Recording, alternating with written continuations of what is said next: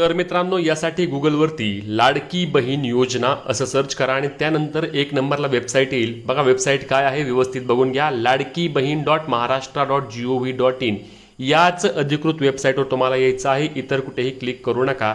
आता वेबसाईटवर क्लिक केल्यानंतर बघा तुम्हाला या ठिकाणी पोर्टल ओपन होणार आहे. आपलं जे लाडकी बहीण योजनेसाठीची वेबसाईट होती तेच हे पोर्टल असणार आहे. आणि तुम्ही कुठेही म्हणजे तुम्ही नारी शक्तीवरून फॉर्म भर ऑफलाईन फॉर्म भरलेला सुद्धा तुम्हाला या ठिकाणी येऊनच तुमची KYC करायची आहे. त्यामुळे टेन्शन घेऊ नका.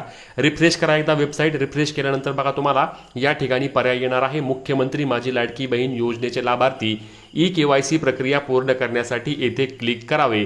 आता येथे क्लिक करावे तुम्ही आता खाली देखील बघू शकता. येथे क्लिक करावेवर तुम्हाला क्लिक करायचं आहे. पण लक्षात घ्या वेबसाईट कोणती असणार आहे तर वेबसाईट तीच असणार आहे. तुम्हाला जर असं आलं तर तुम्ही रिफ्रेश करा. रिफ्रेश केल्यानंतर तुम्हाला हा ऑप्शन येणार आहे. लक्षात घ्या अनेकांना ऑप्शन येत नाही म्हणताय. रिफ्रेश करा. रिफ्रेश केल्यानंतर हा ऑप्शन तुम्हाला 100% येणार आहे. त्यानंतर वेबसाईट ओपन झाल्यानंतर तुम्हाला या ठिकाणी लाभार्थ्याचा आधार क्रमांक टाकायचा आहे. 12 अंकी आधार क्रमांक टाकून शेजारील कॅप्चा कोड आहे 762771 यावर तुम्हाला क्लिक करायचं आहे. आणि खाली तुम्हाला आधार प्रमाणीकरणासाठी संमती जी असणार आहे ते खाली घ्या. आणि खाली घेऊन तुम्हाला आधार प्रमाणीकरणासाठी या ठिकाणी संमती द्यायची आहे. आता मी बघा या ठिकाणी कॅप्चा कोड टाकलेला आहे आणि कॅप्चा कोड टाकून मी आता खाली येऊन आधार प्रमाणीकरणासाठी मी सहमत आहे या बटनावर क्लिक करून OTP पाठवा या बटनावरती तुम्हाला क्लिक करायचं आहे. कुठं OTP पाठवा. आणि OTP पाठवल्यानंतर लाडक्या बहीण ज्या बहिणीचा आधार नंबर टाकला आहे तिच्या आधार कार्डला लिंक असलेल्या मोबाईल नंबरवर तुम्हाला एक 6 अंकी OTP येणार आहे. लक्षात घ्या OTP मध्ये चुका करू नका. आता OTP पाठवा या बटनावरती मी क्लिक करतो. सर्व प्रोसेस लाईव्ह असणार आहे. व्हिडिओला लाईक करा आणि व्हिडिओ शेअर नक्की करायचा आहे. आता बघा या ठिकाणी मला आधार कार्डशी लिंक असलेल्या मोबाईल नंबरवर एक OTP येणार आहे. 10 मिनिटाचा वेळ असणार आहे. त्यामुळे घाई करू नका. 10 मिनिटांमध्ये तुम्हाला OTP येणार आहे. नंतर या सबमिट करा या बटनावर क्लिक करायचं आहे. कारण OTP ची साईट देखील लोड घेत आहे. त्यामुळे OTP येताना देखील तुम्हाला कधी कधी उशीर होऊ शकतो. परंतु त्यामुळे गडबड करायची नाही. सबमिट करावर क्लिक केलं. आता या ठिकाणी वडिलांचा किंवा पतीचा आधार क्रमांक मागत आहे. लक्षात घ्या तुम्ही जर वडिलांच्या नावाने फॉर्म भरलायचा पतीचा असेल तर पतींचा टाकायचा. आणि त्याच शेजारी परत खाली जो कॅप्चा कोड आहे बघा या ठिकाणी 194452 तो कॅप्चा कोड मी या ठिकाणी टाकतो. आणि कॅप्चा कोड टाकल्यानंतर पुन्हा एकदा मला खाली येऊन आधार प्रमाणीकरणासाठी मी सहमत आहे वर क्लिक करून OTP पाठवा म्हणायचं आहे. आता तुमच्या पतीच्या किंवा वडिलांच्या आधार कार्डला जो नंबर लिंक आहे त्यावर OTP जाणार आहे. OTP गेल्यानंतर मी आता OTP टाकून खाली बघा सबमिट करा या बटनावरती क्लिक करतो. सबमिट करा या बटनावर क्लिक केल्यानंतर बघा आता पुढील पेज ओपन होणार. आता या पेजमध्ये तुम्हाला काय निवडायचं आहे तुमचा प्रवर्ग निवडायचा आहे. प्रवर्ग म्हणजे तुमच्या जातीचा जो प्रवर्ग असणार आहे तो प्रवर्ग निवडायचा आहे. आता या ठिकाणी बघा मी निवडावरती क्लिक करतो. आणि निवडावरती क्लिक केल्यानंतर बघा मला खाली पर्याय ओपन होणार आहे. त्या पर्यायामध्ये तुमचा जो पर्याय आहे तो पर्याय तुम्हाला या ठिकाणी निवडावा लागणार आहे. बघा निवडावरती क्लिक करा.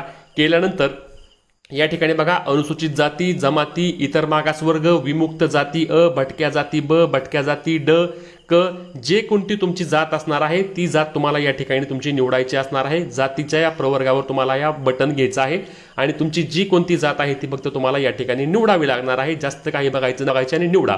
आणि जात निवडल्यानंतर बघा खाली काय आलं आहे की तुम्हाला माझ्या कुटुंबातील केवळ एक विवाहित व एक अविवाहित महिला योजनेचा लाभ घेत आहे. तुम्हाला या ठिकाणी काय म्हणायचंय तर होय या बटनावर तुम्हाला क्लिक करायचंय. होय केल्यानंतर खाली अजून एक 2 नंबरला तुम्हाला पर्याय असणार आहे. तो पर्याय काय आहे की तुमच्या कुटुंबामध्ये कोणी शासकीय नोकरदार आहे का किंवा कोणी पेन्शन धारक आहे का अशी सर्व माहिती तुम्हाला या ठिकाणी बघा खाली देखील विचारली आहे. आता तुमच्या कुटुंबामध्ये कोणी शासकीय नोकरदार असेल तर हो म्हणा. नसेल तर तुम्ही या ठिकाणी नाही म्हणून तुमची जी काही प्रोसेस आहे ती प्रोसेस तुम्ही या ठिकाणी पूर्ण करून घ्यायची आहे. आता मी या ठिकाणी बघा तुमच्या कुटुंबामध्ये कोणीही शासकीय नोकरीचा लाभ घेतंय का होय नसेल घेत तर तुम्ही नाही. जी काय असेल ते निवडा.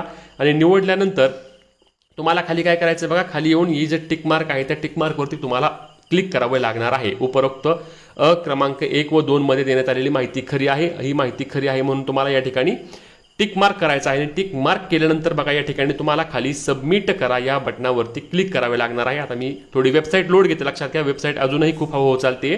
घाई गडबड करू नका. 18 नोव्हेंबरपर्यंत मुदत आहे त्यामुळे गडबड करायची नाही. व्यवस्थित फॉर्म भरून घ्यायचा आहे. आता सबमिट करा या बटनावरती मी क्लिक करतो. आणि सबमिट करा या बटनावरती क्लिक केल्यानंतर बघा जर तुम्हाला असं या पद्धतीने ग्रीनमध्ये मेसेज आला KYC पडताळणी यशस्वीरित्या पूर्ण झाली म्हणून तर तुमची KYC प्रक्रिया पूर्ण झाली असे तुम्ही समजून घेऊ शकता. त्यामुळेच ही महत्त्वाची व्हिडिओ जास्तीत जास्त शेअर करायला फॉलो करायला सबस्क्राईब करायला तुमचे जे काही प्रश्न आहेत ते कमेंटमध्ये विचारायला विसरू नका. भेटूया पुढच्या व्हिडिओमध्ये. तोपर्यंत जय महाराष्ट्र.